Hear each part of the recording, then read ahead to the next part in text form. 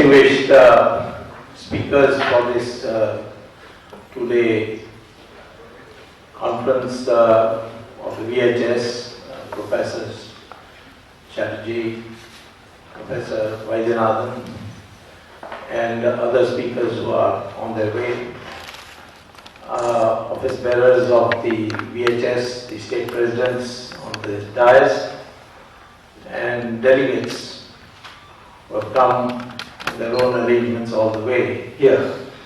First of all, I wish to welcome you and great pleasure in inaugurating this new venture. Why was VHS necessary? I have discussed this with Sangha leaders, I have discussed it with Vishwa Parishad, and I felt that while both the Sangha and Vishwa Parishad, they are doing a wonderful job in mobilizing the country against anti-national elements, and they are therefore working on the ground. We needed to tap a section of our society which was brought up in English education, has been associated with the intellectual activities as laid down, or the agenda laid down by the Western countries, and therefore were actually propagating views which the Westerners want us to propagate. This is a follow-up situation of what Machiavelli said, that my object of the educational system is to create a person who is Indian in color, Indian in looks, but in propagation, in his views, he is an Englishman.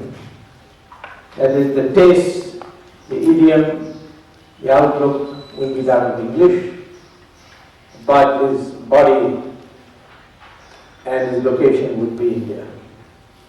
That is what we call as the brown Englishman.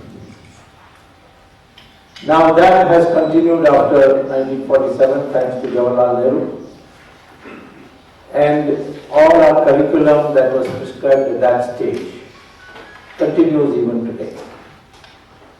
So we needed a new set of warriors who will argue in English, who are comfortable anywhere in the world, and will put across our views according to what modern science has now made it possible for us to do. There was a time we could not challenge the Aryan-Dravidian theory because many scholars put their weight behind it. The modern science of DNA has demolished it. The same thing goes with so many other things connected with our past history and civilization. Recently there was a controversy about Om. But the recent or the last issue of Outlook carries neurological surgeons who say that those who repeat Om, their brain development is much faster than those who do not. Similarly, NASA says that their space vehicles and astronauts have noticed that as they get closer to the sun, they are able to hear a sound coming from the sun.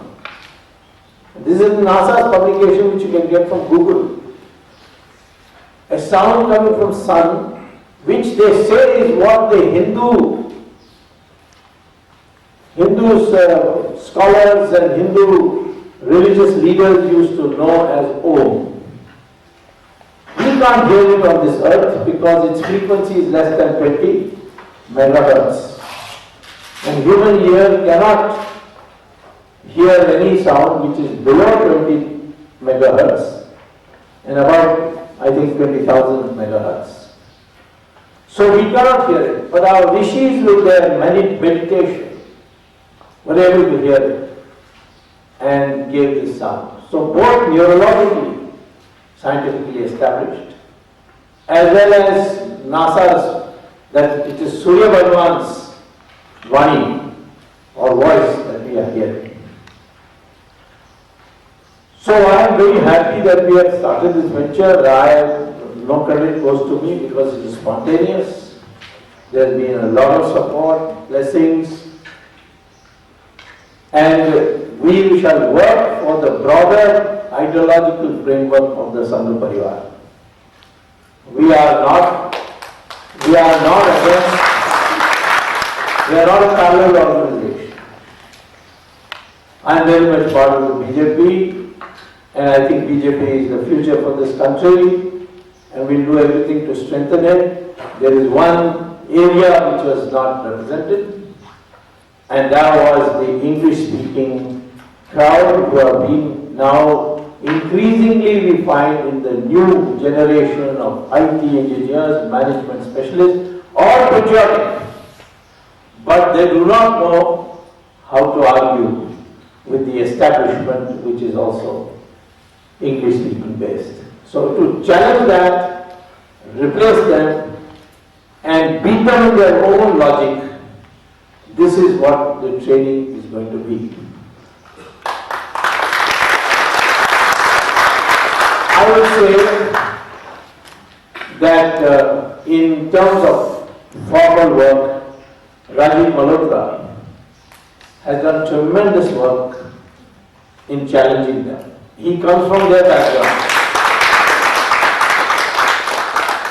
And I thought this Magi, in the name of the memory of Magi, the institution that has been set up, is ideal because this is world-class infrastructure. I mean, if you go to America, you can't get anything better than this. The infrastructure is superb. But more than that, I knew Magi personally. We were MPs together. The man was such a scholar. When I traveled in the train with him, he would not have time to talk to me, but he would be preparing questions to ask in Parliament. And he later on published it also. The vast amount of information he got out of the government showed his scholarly bent of mind. And therefore, something in his name has been set up, so I thought, therefore, we must hold this conference here. I do not look at the Pancham. I do not look at the Pancham for the date. It's just an accident. But long years ago, there was a great saint in Kanchi called Chandrasekhara Saraswati Kanchi Shankaracharya. Lived to 100 years. And somehow he took a liking for me and he started advising me on politics. He normally never spoke on politics to anybody. But for me, he used to give long lectures on politics, foreign policy, and make predictions which were unbelievable at that time. He said it. It turned out to be true. So one day I asked him, shall I look at the Pancham and do my work? He said, no. I said, I'm surprised you should say no to me. I thought all sadhus, sannyasis advocate looking at Pancham. He said, well, fundamental principle is this. To do good work, you don't need a Pancham.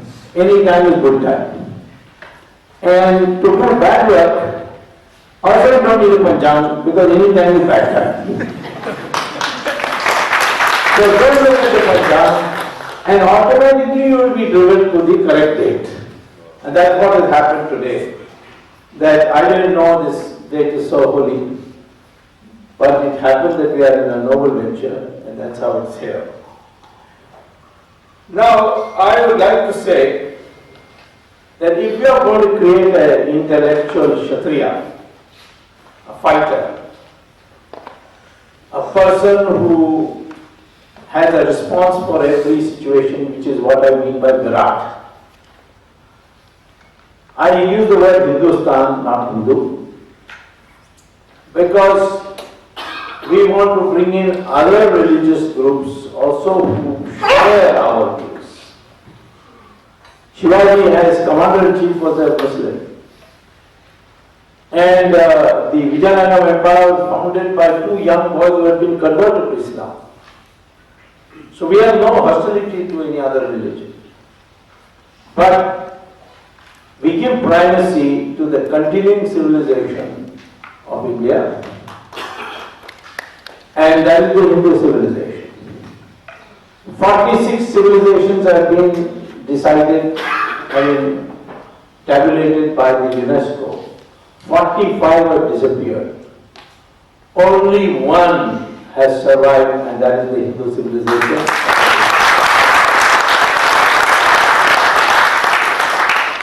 I have many friends in Saudi Arabia because I taught for so many years at Harvard. There were students from Saudi Arabia, some of them from the royal family. And in fact, one student of mine did ask me one day that we in Saudi Arabia are puzzled by India. We have so many divisions, so many languages, so on and so forth. But yet you have remained through the history. And even today you are 80% Hindu. What is the secret? So this question has never been posed to me, I never even thought about it. He said, why are you asking me this question? He said, see, we are Islamic scholars, our Islamic scholars have studied the spread and rise of Islam. We found every country went and conquered. Within a short period, we converted them to 100% Muslim. For example, Iran was a Zoroastrian country, we converted them in 15 years. Babylon, Mesopotamia was certainly not Islamic. We conquered them, converted those two countries into Iraq. And in 17 years we made them 100% Muslim. Egypt we made them in 21 years. Even Christianity in 50 years converted Europe into 100% Christian. But in your country, 800 years rule of Muslims, 200 years rule of Christians, and you're still 80%. I want to know the secret. Then I thought about it. I found every part of India, whether by turn or otherwise, kept fighting. And our society valued the losers who fought bravely as much as the winners who courageously brought us victory. Shivaji is a great hero for all of us. But so is Rana Pratap, who spent his time eating chapatis made out of grass in the forest, having been defeated by Akbar. We value the Vijayanagara Empire of Karnataka, which spread all over India, lasted for 300 years. Of course, in the history books there is only one paragraph. There is the Vijayanagara Empire in South India. It lasted 300 years. From Akbar to Aurangzeb lasted 150 years, but our history books has one chapter for each of them. Akbar, Jahangir, Shah Jahan, Aurangzeb. So, despite that, it's a fact. There were fighters in Karnataka who lost, but were great heroes, like for instance Rani Chennamma. Or in Tamil Nadu, Kattabomman, Subhash Chandra Bose. I mean, even today, the people are so crazy to know what happened to him. And the British themselves, the present Prime Minister of Britain said that we left India not because of the Quit India movement. Of course, we admire and respect Mahatma Gandhi for his non-violence commitment, and we feel comfortable about it.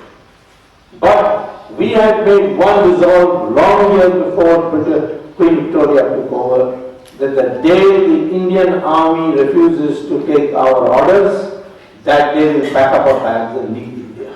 Because there is no way we can go.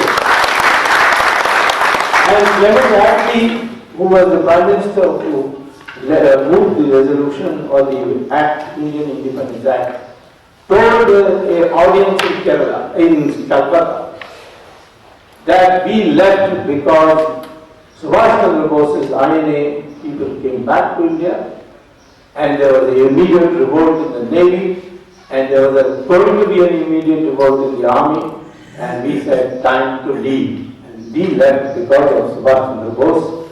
Even though he was defeated in the war, he had created a mental revolution. So I come back to this question of the mind. The most important thing for us now is to develop a new mindset. Mindset is very important. In every lecture around the country, I've been telling people, so what, we are 100 crore people. 1,000 goats at one place and one lion comes, all the goats will run, even though they have got the majority. They can surround the lion or the tiger and beat it to death, kick it to death. You can have in strength also, but when you don't have the mind, that strength is useless. In a circus, you will see 5 lions inside a cage, and one thin, wily ringmaster will enter the cage and start ordering them. Climb on the table, they'll all climb on the table. Open your mouth, they'll all open their mouth. He'll put his head in each one of those lion's mouth. The lion will not say anything. When they have the strength to tear into pieces, but because the mind is like that. And I have compared our people who have got enormous power but don't know how to use it. Manmohan Singh is an example of being a prime minister and being afraid of one Italian woman. That is the reason. He was also like the circus Singh, he was brought up that way. So we want a new mindset. And that mindset must lead to leadership. Today we have got one of the most famous experts in this field. Professor Chatterjee was director of IIM. He's written books, some of them become classics, where he's going to talk about how out of the Gita you can get the concepts of leadership. Leadership is something which can come only by mindset. So I think therefore, this VHS should now start imparting an education you can't get in the university. What is our correct history? What is the truth about Aryan tradition? Not only knowing it, but to be able to argue it. On television, very few people want to argue with me on these subjects. Sometimes they start telling lies like Arnab Goswami, but then I put them in their clothes the right hand. But the fact is that whether it is Rajiv Malhotra or myself, they can ban our lectures, but they can't face us in an argument because there will be foolish. And so we must know the correct history. What is our history? Why Hindustan? Because either you are a Hindu, or according to DNA studies, which I have got recently a very famous study which was published in the Hindu paper, which in my later lecture I circulated. It was actually published in 2009, and the headline of that story in Hindu is, all Indians share the same genetic lineage. We all have the same DNA. I told this even to Raj Thackeray, that your DNA is the same as the UP taxi driver's DNA. So, we are one people. Even Brahmins and scheduled castes, they are the same DNA. North Indian, South Indian, same DNA. Right from Arunachal, there has been some Thai influence, not Chinese. You got it all wrong. Our people think that, they can't make a distinction. But the Thai people came to India, settled down in India and adopted Hinduism and founded the Ahom dynasty, which is the only dynasty which never let the Mughals set foot in Assam. They fought it and that to have this kind of mindset, you need not just to be brilliant in your studies. You must be brilliant in studies, you must be serious, you must focus your mind on doing your exams well. But you should also know how to argue, how to win over the other side, how to make friends. If somebody is bent on being your enemy, no harm. Then your Virat group will come and fix him at the right time. But people who are ignorant, to win them, that is today being called in the West as emotional intelligence. Then you must also have moral intelligence, that you should not do something where knowingly you are going to harm somebody unfairly. Yes, competition, one is going to win, another is going to lose. But you can cheat, you can betray, you can spread false rumors, you can defend the person, as is happening very often nowadays in our media, financed by people. But we mustn't do that. We should, if we like, if we want, we should do whatever we want for our own interests. But it should not be by doing an immorality with somebody else. That is called moral intelligence, how to develop that. Social intelligence. Do nothing for your private gain, which is at the which is the cost of the nation, cost of the society.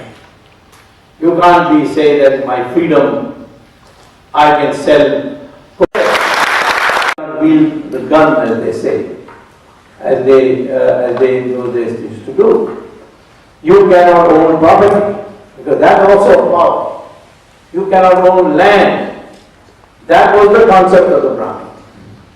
The man, the person who sacrificed but pursued knowledge and told the people the correct path. In our country, we followed Mahatma Gandhi even though he only used to wear a lavoti. In the West, they couldn't understand. How can people follow somebody who is not properly dressed? You see the Western leaders, how well dressed they are. The Western spiritual leaders like the Pope, they are also so well dressed. But in our country, whom we place at the highest are people who have nothing to do with being dressed well. That is the quality of being a person who has given it. If you are in pursuit of knowledge and you sacrifice, you are held up with the highest esteem. And the others also were equally of the same esteem, but they had different responsibilities. The king, for example, in our ancient days, had the authority to protect the country. But when it came to making policy, whether to go to war or not to go to war, whether to give a capital punishment to somebody who has broken the law, he had to consult those with knowledge and act according to that. After showing due deference to them, visiting them, even washing their feet. These are some of the things that we've seen. In the Western world, the king was the ultimate authority of everything. He could give punishment, he could declare war when he felt that, but not with us. Even in Mahabharata, you remember just before the war, Krishna went to Duryodhana to say, give 5 villages. And Duryodhana refused that. That laid the moral foundation for going to war, which Krishna explains to Draupadi. Because Draupadi was very upset. She said, my humiliation is, you wanted to sell it away, throw it away for 5 villages. He said, no, I don't want this war where thousands of people are going to die, thousands of women are going to become widows for the sake of one Draupadi. You will get your revenge. You will get Dushasa's blood to shampoo your hair with. But it will not be known as Draupadi's war. It will be known as the war for Dharma. And then only people who lay their lives down will be well. So this is the way we build our society. That's why it is so stable, it's the continuing civilization. All these things we have to learn. Today the West has accepted Sanskrit as the most computer-friendly language. And therefore for artificial intelligence they made it compulsory. If we had said it, that Sanskrit is the best, for computers, people are laughed at us. Now NASA has said it, then it will then it is okay. But so many other things. The other day somebody was making fun of some scholar in a historical conference said, India invented the aeroplane. Because he gave the example of Pushpak Viman, which was with Ravana, which ultimately Rama used to come back to Ayodhya. And he said, what is this? All these wild stories are being spread. I ran into a text called Vimana Shastra. And I was surprised to see in that they prescribe mercury as the fuel for the plane. I showed it to a scientist, I said, is it possible? He said, my God, mercury, one drop has so much energy that even a bucket full of airline fuel doesn't have. But nobody has steamed mercury to provide that propulsion.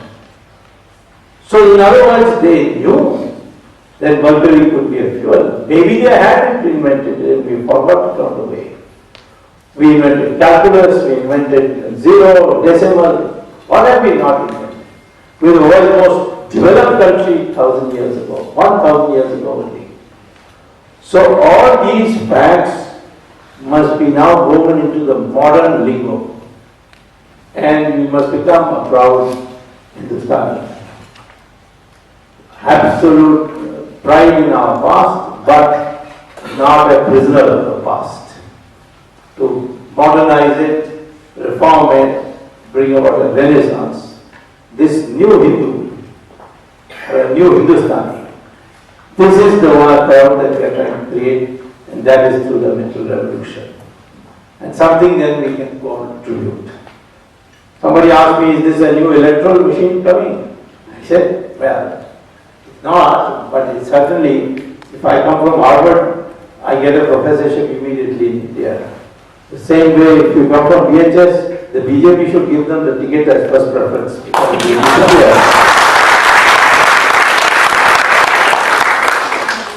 So therefore, we are a tool for the BJP. Because it's all part of the same, what I can call as cosmos. They are part of the same system. It is to strengthen the BJP, the RSS, Vishnu Parishad, the ideology that we are developing this organization. And therefore, you all voluntarily came, all of you highly educated, some have come from California.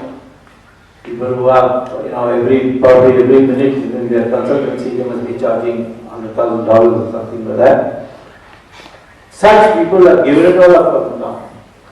This spirit will, over the year, build a new set of intellectual warriors so that you will be able to convert others, and slowly the whole of India would be mentally revolutionized and the renaissance for the country would be achieved. Thank you very much.